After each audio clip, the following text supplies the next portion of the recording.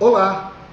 Hoje em nosso canal Sabedoria para Viver, estaremos conversando sobre o tema a perda da resiliência. Quando eu abordo aqui esse tema resiliência, estamos falando assim da capacidade que o ser humano tem de suportar uma situação prolongada de adversidades, onde a nossa vida corre um grande risco. E eu penso que o principal motivo é uma tímida, porém não nociva perda de esperança. A palavra que mais ouvimos nesse último ano, desde o mês de março de 2020, quando começou aí os lockdowns, quando começou aí todas as ações, todos os protocolos de saúde para nos livrar aí dessa pandemia, a palavra que mais ouvimos e que na verdade já estamos cansados de ouvir foi: calma, vai passar, é só por alguns dias. Lembra disso? Eu me lembro que lá no mês de março, quando começou os fechamentos, falava, não, até abril, daqui um mês, no mais tardar, em maio, já está tudo liberado, está tudo certo, está tudo tranquilo, então é só alguns dias, fique em casa, mas sejamos realistas, não passou e, na verdade, piorou. Nós começamos esse novo ano com notícias estarrecedoras em todo o território nacional. Talvez você me pergunte então, mas o que mantém a resiliência? Quais são os fatores que fazem com que a resiliência, essa capacidade de suportar uma prolongada ação adversa, colocando até as nossas vidas em risco, o que é preciso, o que é que mantém essa resiliência? Eu gostaria aqui de elencar pelo menos duas lições a respeito disso. Primeira coisa é o otimismo. Otimismo, onde eu espero tudo passar, nutrindo aquela esperança e otimismo que amanhã será muito melhor, que amanhã eu vou ter notícias boas, eu vou ter aqui soluções. Então o otimismo é uma das lições que nós podemos destacar aqui, que mantém a resiliência, a capacidade de suportar a adversidade. Uma segunda lição que eu vejo aqui, que também é importante na manutenção da resiliência, é sentir que a vida tem um propósito.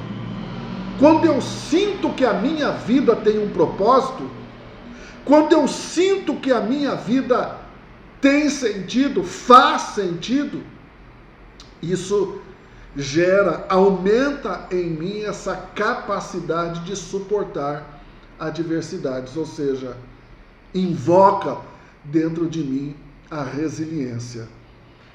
Pois bem, quero fazer uma pergunta para você e eu gostaria que você fosse muito sincero na resposta.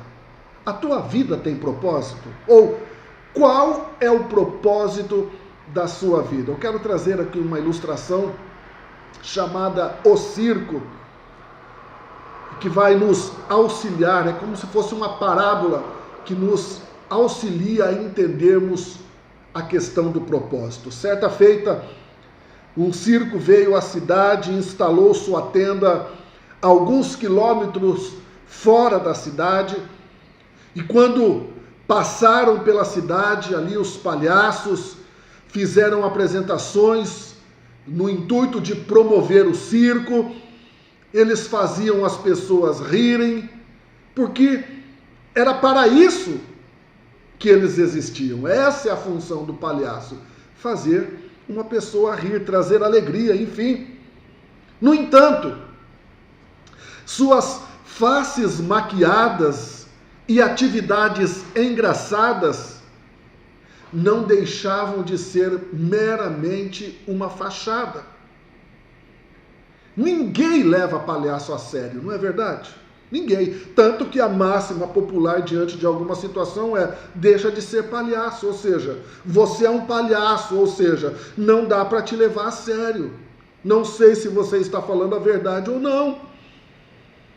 Sendo assim, um dia eles chegaram à cidade com suas roupas e com seus rostos pintados e começaram a gritar: fogo, fogo, fogo!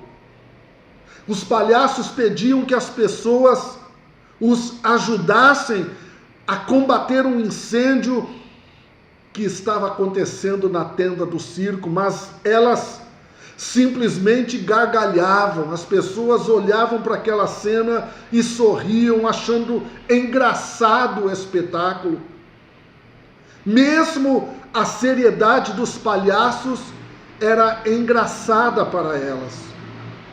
O fato é que palhaços são seres estereotipados, enfeitados, ornamentados. Ninguém acredita neles.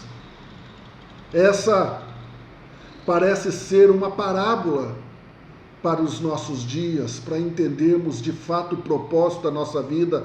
Para você que tem uma religião, para você que é um cristão, que é a minha religião, para a igreja de hoje, para as pessoas de hoje, eu penso que essa história do circo serve como uma parábola, algo para ilustrar. As pessoas parecem não estar levando a sério, seja a situação, seja a religiosidade dentro de cada coração, levando a igreja a sério.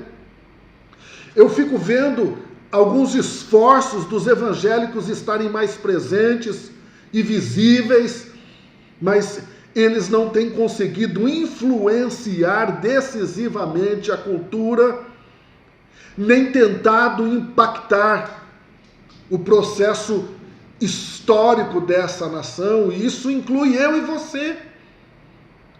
A minha vida, a sua vida tem de fato um propósito? Creio que a pergunta que precisamos fazer nesse momento é: o que eu estou fazendo nesse mundo afinal? Qual é o propósito da minha existência? Até porque eu preciso estar consciente dessa realidade, porque há consequências por não conhecer o seu propósito. Deixa eu falar aqui algumas consequências. Primeiro, sem saber seu propósito, a vida vai parecer um fardo. Um fardo. Livro de Eclesiastes, capítulo 1, verso 5, 8, diz: o sol se levanta e o sol se põe, o vento dá voltas e voltas, todos os rios vão para o mar, contudo o mar nunca se enche, todas as coisas trazem canseira e enfado. Está aí. A vida parece ser um fardo sem um propósito. Uma outra consequência de não saber qual é o propósito da sua vida é que a vida vai parecer frustrante.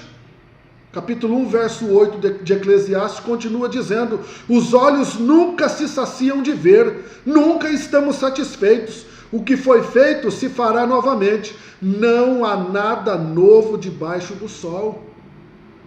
Uma terceira consequência que podemos trazer aqui sobre não saber qual que é o real propósito da vida é que, sem saber qual é o seu propósito, a vida vai parecer fora de controle. Capítulo 1, verso de número 15 do livro de Eclesiastes diz: o que é torto não pode ser endireitado, o que está faltando não pode ser contado. Está aí, tem consequências.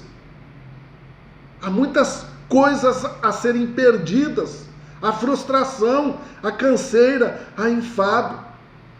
Talvez nesse momento você esteja falando: tá, mas quais são os benefícios de saber quais são os propósitos da sua existência? Por que eu estou aqui no mundo? Por que eu e você que estamos aqui ainda respirando o fôlego de vida, por que não fomos um de nós que fomos acometidos por essa ou outra enfermidade e já não moramos e já não habitamos mais neste mundo dos vivos?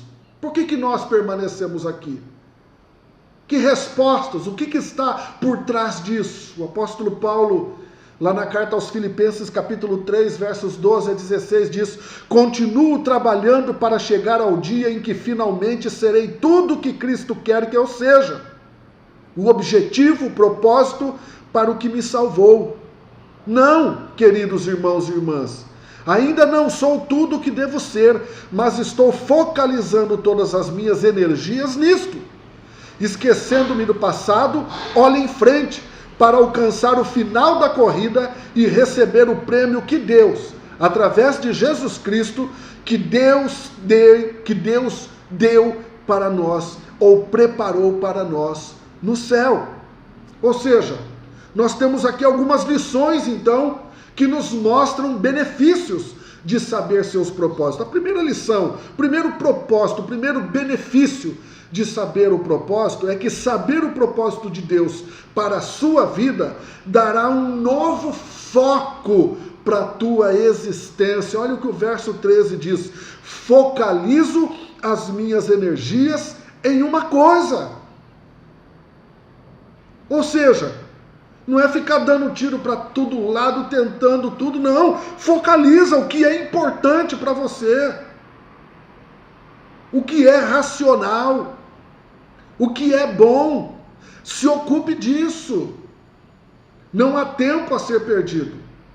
Aliás, tempo é a única coisa que nós temos que não pode ser resposta, não pode ser reposto. Passou, passou. Agora é olhar para frente. Então, saber o propósito de Deus para as nossas vidas dá foco, dá propósito. Eu começo a enxergar, eu começo a focalizar naquilo que de fato é importante, naquilo que de fato vale a pena investir tempo. Também, um outro benefício que nós podemos falar aqui é que saber o propósito para a sua vida irá simplificar a sua vida. O verso 13 continua dizendo: esquecendo do passado, prossigo para o que está em frente. Quantas pessoas estão presas ao passado, com os corações amargurados, enegrecidos, doentes, enfermas da alma, porque ainda estão presas ao passado. Mas eu preciso focalizar no que é importante e simplificar a minha vida, esquecendo do passado. Não é esquecendo de quem eu sou ou da minha identidade, mas deixa coisas que não são de fato importantes, que vão ocupar o seu tempo, mas não vão proporcionar um novo tempo. Deixa, prossegue para o que está à frente. Um terceiro benefício nos ensina que saber o propósito de sua vida irá acrescentar motivação. A parte B do verso 13 diz: para alcançar o final da corrida. Ou seja, se eu vou correr, tem um propósito. Se eu chego aqui no meio-fio, há um propósito, alcançar o outro lado da rua. Se eu vou sair de casa, há um propósito definido. Eu vou até o banco, ou eu vou até o mercado, ou eu vou fazer um exercício, mas tem que ter um propósito. Isso é motivação, é resiliência. E finalmente, saber o propósito para a vida é que isso o prepara para a eternidade. O verso 14 diz: para receber o prêmio que Deus, através de Cristo Jesus, tem preparado no céu para nós. Que maravilhoso, não é mesmo? Eclesiastes capítulo 3, verso 11 diz: Deus pôs no coração do homem o anseio pela eternidade. O meu desejo é que você viva com sabedoria, que você mantenha a resiliência através do otimismo que nós falamos lá do início, lembra? Através do otimismo, através da esperança, através de sentir que a sua vida de fato tem um propósito. Que Deus te abençoe e tenha uma boa semana.